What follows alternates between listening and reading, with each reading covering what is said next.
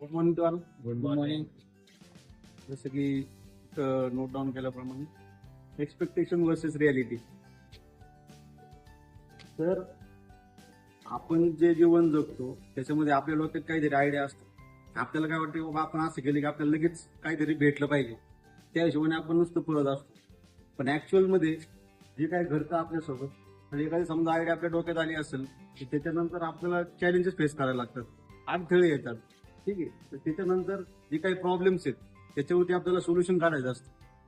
Solution काढल्यानंतर परत आपल्याला काय वाटतं बाबा फेल्युअर येतात किंवा माणूस काहीतरी खचून जातो किंवा अशा काही गोष्टी होतात. त्याच्यानंतर अडथळे आल्यानंतर मग ते काय होतं, थोडं लांब पडत जातं. मग आपल्याला काय वाटतं, अरे जाऊ दे, सोडून द्यावं, इथं भरपूर टाइम लागायला लागलाय, आपल्या ज्याने काय होणार नाही.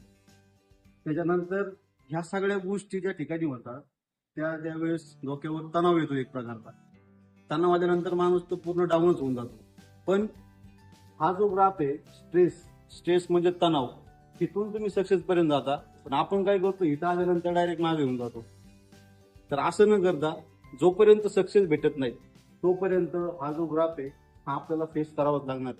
आपल्याला ह्या गोष्टी इथपर्यंत जाण्यापेक्षा ही जी लाईन दिसते तुम्हाला, ही आपल्या डोक्यातली इमॅजिनेशन आहे की आपल्याला आयडिया भेटल्यानंतर आपण डायरेक्ट सक्सेस होऊ. असं न होता ही जी रियालिटी आहे, जे आपण जीवन जगतोय, तर ह्या जीवनामध्ये हा जो ग्राफ आहे हा आपल्याला फेस करायला लागणार.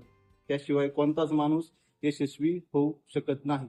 आणि या ग्राफनुसार जो जगल, तो जो काही पूर्णपणे जो सक्सेस मिळवल ना, त्याच्यामध्ये एक वेगळा आनंद असेल. कारण कसं असतं, कुणीतरी सांगून गेलेलं आहे की लवकर भेटलेलं यश तात्पुरतं असतं.